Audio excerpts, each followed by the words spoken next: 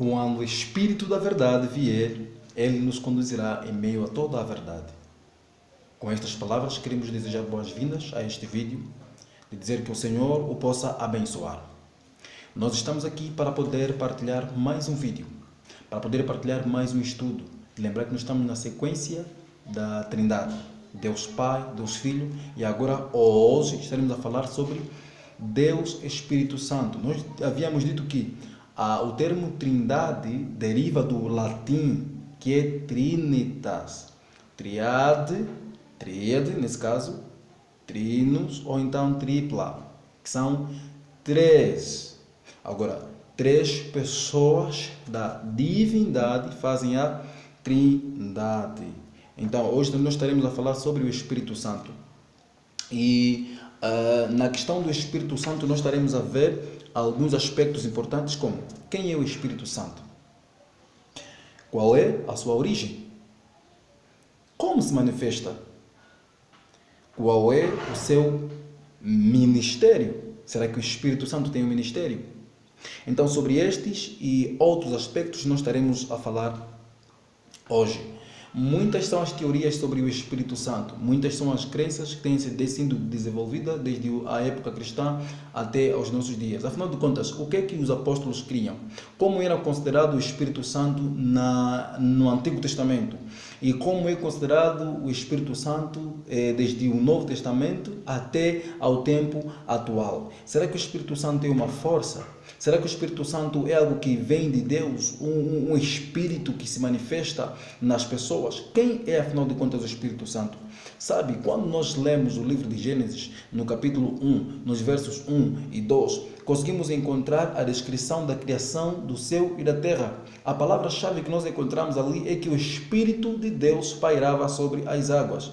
Um aspecto curioso e importante é que no passado, antigamente, na época do Antigo Testamento, o Espírito de Deus era identificado como o Espírito do Senhor, ou o Espírito de Deus, ou então como o Espírito, Espírito Santo.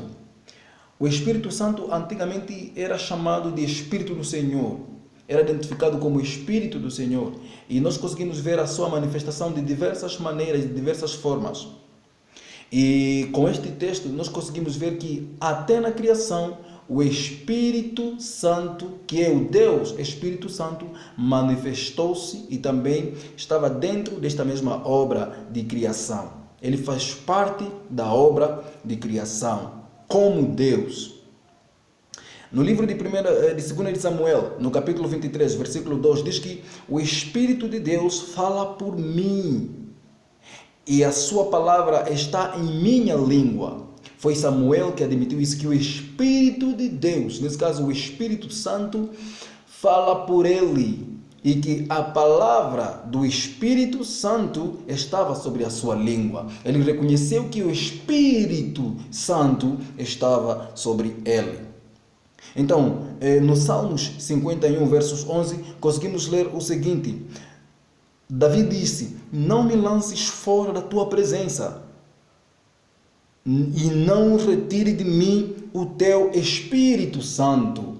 Davi, ele sentiu a necessidade de estar em presença do Espírito Santo. Ele pediu para que não lhe fosse retirado o Espírito Santo. Vamos então conseguir entender mais outra descrição. Lucas capítulo 4, versículo 18, diz: o Espírito do Senhor está sobre mim. Quem pronunciou estas palavras? Jesus. Jesus, ele pronunciou estas palavras dizendo que o Espírito do Senhor está sobre mim. Portanto, me ungiu para anunciar as boas novas aos pobres. Enviou-me para proclamar libertação aos cativos e restaurar as vistas aos cegos, para pôr em liberdade os oprimidos. Jesus Cristo não é o Espírito Santo. E o Espírito Santo também não é Jesus. Porque o Espírito Santo estava sobre Jesus, deu a força, deu a motivação para Jesus. Quer dizer, eles estavam unidos em apenas um único propósito, que é o propósito de salvar a humanidade e demonstrar o caráter do Pai. Jesus, enquanto viveu aqui como ser humano, ele dependeu do Espírito Santo para poder lhe dar a força para ele anunciar as boas novas e então dar liberdade aos cativos e oprimidos. Romanos 5,5 diz que e a esperança não desaponta. A esperança não desaponta. O amor de Deus está derramado em nossos corações pelo Espírito Santo que nos foi dado. Amém, glória a Deus. Isso foi depois do Pentecoste. Paulo, quando escreve para os romanos, depois da manifestação do Espírito Santo lá no Pentecoste, ele diz que a esperança não desaponta, nenhuma esperança desaponta. Vê, o amor de Deus está derramado em nossos corações. Como é que o amor de Deus está derramado em nossos corações? Nós conseguimos dar continuidade e entender que pelo Espírito Santo que nos foi dado. Então o Espírito Santo foi dado. Foi concedido. O Espírito Santo foi dado para os homens, a fim de poderem ser capacitados para terminar com a obra do Evangelho e terem os mesmos frutos do Espírito Santo, que também são os frutos do nosso amado Senhor Jesus. Quando lemos 1 de Pedro, capítulo 1, versículo 21, diz que a profecia nunca foi produzida por vontade de homens, mas homens falaram da parte de Deus, movidos pelo Espírito Santo. O Espírito Santo moveu homens a escreverem a profecia. O Espírito Santo, ele move as pessoas para poderem escrever a Bíblia. Nós conseguimos entender que a Bíblia foi escrita por 40 homens inspirados por Deus. Nenhum homem tirou da sua própria cabeça, da sua própria vontade, escrever o que nós conseguimos ler nos Escritos Sagrados. Simplesmente o Deus Espírito Santo, ao manifestar-se diante dos homens, é que concedeu a capacitação, concedeu o preparo, concedeu a compreensão, e falando no lóbulo frontal de todos os homens que escreveram a Bíblia, então eles começaram a registrar tudo quanto o Espírito Santo lhes comissionara. Nós conseguimos também entender que no passado, quando Moisés ele estava cansado e o Espírito Santo veio, falou com ele, disse que você tem que arrumar mais outras pessoas para que te possam ajudar em meio a esta obra. Nós conseguimos ver isto. Nós também conseguimos ver a manifestação do Espírito Santo no dia do Pentecoste. E atualmente nós também veremos que o nosso amado Senhor Jesus, ele estará se manifestando dentro de pouco tempo, para poder assim trazer aquilo que são as bonanças e também a capacitação por meio de pessoas, por meio de obreiros. Nós estaremos dentro em breve, recebendo a orientação do Espírito Santo. Então, dentro deste tempo, dentro deste período, nós conseguimos ver que nós precisamos de estar atento a esta manifestação, a manifestação de nosso amado Senhor Jesus. Ok, quando a gente abre no livro de Apocalipse, capítulo 18, versículo 1, nós conseguimos encontrar uma palavra viva, uma palavra linda e maravilhosa. Eu estarei lendo para que você possa acompanhar. Diz que: e depois destas coisas vi descer do céu outro anjo que tinha grande poder, e a terra foi iluminada com a sua glória.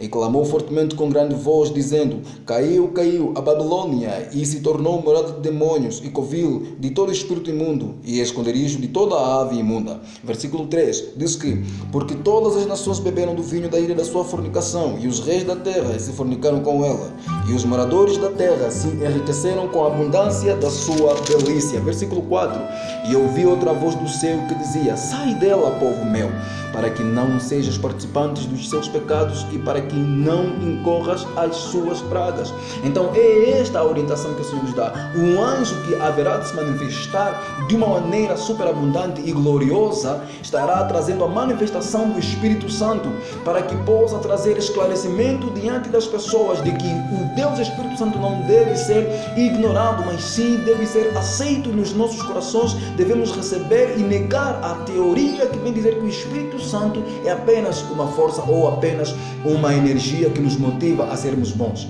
Simplesmente, se crermos que o Espírito Santo é Deus e que o Espírito Santo é uma pessoa porque Ele se entristece, o Espírito Santo é uma pessoa porque Ele se importa conosco e intercede por nós, o Espírito Santo é uma pessoa porque Ele está interessado na nossa salvação, Ele nos convence da justiça, nos convence do pecado, nos convence de todas as malícias que nós temos feito e nos leva mais próximo de Cristo Jesus, nos motiva para aceitarmos a Cristo Jesus e aceitarmos o amor de Deus o Pai e o seu perdão. Então simplesmente o Espírito Santo opera em nós o arrependimento verdadeiro e genuíno, e Ele opera em nós, na nossa vida morta, na nossa vida espiritual morta, opera em nós então um reavivamento, e deste reavivamento nós conseguimos encontrar o pleno conhecimento da verdade e a gloriosa manifestação de seu amor.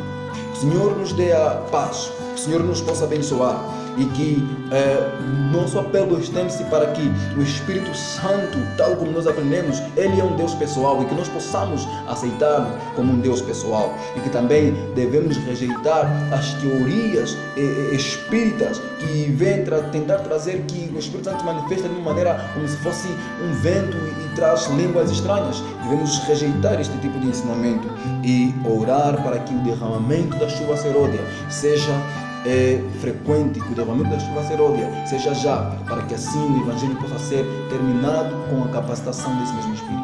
Nós agradecemos pela sua comparticipação, agradecemos por ter visualizado. Que o Senhor o possa abençoar em tudo quanto você faz e continuará a fazer. Em nome de Jesus, Ele te abençoe. Amém.